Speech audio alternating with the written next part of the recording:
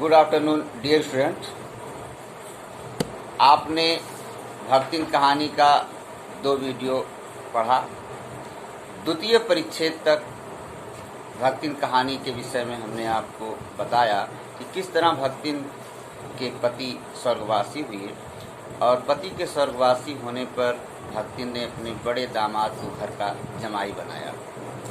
भक्तिन का तीसरा परिच्छेद इस प्रकार है, उसको आप ध्यान से समझने का प्रयास करें। भक्तिन का दुर्भाग्य भी उससे कम हठी नहीं था।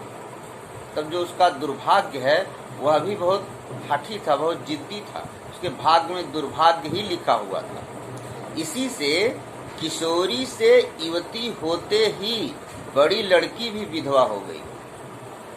भयहू से पार ना पा सकने वाले जेठों और काकी को परास्त करने के लिए कटिबद्ध जिठौतों ने आशा की एक किरण देख पाई। जो जेठ जिठानी थे उन्हें आशा का एक किरण दिखाई पड़ा कि अब इसके जो पत्नी, जो इसकी पुत्री है वह विधवा हो गई, पति भी नहीं है। अब यह दूसरा घर कर लेगी, दूसरे घर चली जाएगी तो यह धन या संपत्ति मेरी हो जाएगी। यह आशा की किरण जेठ जेठानियों को दिखाई पड़ी। तो विधवा बहन के गठबंधन के लिए बड़ा जिठौत अपने तीतर लड़ाने वाले साले को बुला लाया, क्योंकि उसका हो जाने पर सब कुछ उन्हीं के अधिकार में रहता। भक्तिन की लड़की भी माँ से कम समझदार नहीं थी। इसी से उसने वर को नापसंद कर दिया। जेठ ने जब साले को लाया किसी से विवाह करवा दिया जाए तो लड़की जो है उसको नापसंद कर दी। बाहर के बहनोई को आना चचेरे भाइयों के लिए सुविधाजनक नहीं था। अतः यह प्रस्ताव जहां का तहां रह गया। तब ये दोनों माँ बेटी खूब मन लगाकर अपनी संपत्ति की देखभाल करने लगी और मान न मान मैं तेरा मेहमान की कहावत चरितार्थ करने वाले वर के समर्थक उसे किसी न किसी प्रकार पति की पदवी पर अभिषिक्त करने का उपाय सोचने लगे कि किस तरह भक्तिन के धन पर कब्जा जमाया जाए, किस तरह भक्तिन के धन को अपना बनाया जाए। यह उपाय जेठ और जिठानियां सोचने लगी। ऐसी एक घटना घटती। एक दिन माँ की अनुपस्थिति में वर महाशय ने बेटी की कोठरी में घुसकर भीतर से द्वार बंद कर लिया। भक्तिन नहीं थी, उसकी बेटी घर पर अकेली थी। तो जेठ का जो साला है वह घर आया और जिस कोठरी में बेटी थी उस कोठरी में घुसकर फाटक को बंद कर लिया और उसके समर्थक गांव वालों को बुलाने लगे। युवती ने जब इस डकैत वर्ग की मरम्मत कर कुंडी खोली तब पंच बेचारे समस्या में पड़ गए। तीतरबाज युवक कहता था वह निमंत्रण पाकर भीतर गया और युवती उसके मुख पर अपनी 5 उंगलियों के उभार में इस निमंत्रण के अक्षर पढ़ने का अनुरोध करती थी।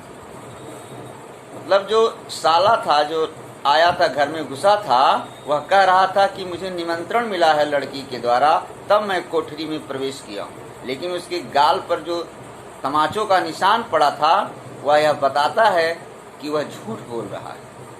अंत में दूध का दूध, पानी का पानी करने के लिए पंचायत बैठी और सब ने सिर हिलाकर इस समस्या का मूल कारण कलयुग को स्वीकार किया।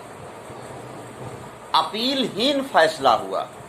अपीलहीन फैसला का मतलब है किसी भी तरह का पुनः निवेदन स्वीकार नहीं करना है। जो फैसला हमने दे दिया वह आपको मानना पड़ेगा।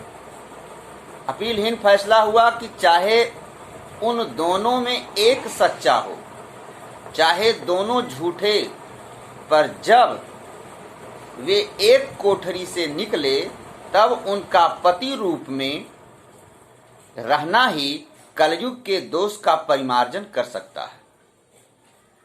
अपमानित बालिका ने ओंठ काटकर लहू निकाल लिया और मां ने आग्नेय नेत्रों से गले पड़े दामाद को देखा। आग्नेय नेत्रों का मतलब पूरी तरह क्रोध में। संबंध कुछ सुखकर नहीं हुआ, क्योंकि दामाद अब निश्चित होकर तीतर लड़ाता था और बेटी विवश क्रोध से जलती रहती थी। क्योंकि पंचों का फैसला ऐसा हुआ कि अब इन दोनों को एक साथ रहना होगा। इतने यत्न से संभाले हुए गाय, ढोर, खेती बारी जब पारिवारिक देश में ऐसे झुलस गए कि लगान अदा करना भी भारी हो गया। सुख से रहने की कौन कहे। अंत में एक बार लगान न पहुंचने पर जमींदार ने भक्तिन को बुलाकर दिन भर कड़ी धूप में खड़ा रखा। यह अपमान तो उसकी कर्मठता में सबसे बड़ा कलंक बन गया। अतः दूसरे ही दिन भक्तिन कमाई के विचार से शहर आ पहुंची। घुटी हुई चांद को मोटी मैली धोती से ढांके और मानो सब प्रकार की आहट सुनने के लिए कान कपड़े से बाहर निकाले हुए भक्तिन जब मेरे यहाँ सेवक धर्म में दीक्षित हुई तब उसके जीवन के चौथे और संभवतः अंतिम परिच्छेद का जो अथ हुआ उसकी इति अभी दूर है। यहाँ तक तीसरा परिच्छेद था कि किस तरह से भक्तिन लेखिका के घर पहुंची। पूरी तरह से वह टूट चुकी थी। घर परिवार बर्बाद हो चुका था। घर में अन्न की समस्या, धन की समस्या, खेती बाड़ी सब कलह में जलने लगे थे। चौथा परिच्छेद कल पढ़ाएंगे। तीसरा परिच्छेद समाप्त हुआ। धन्यवाद।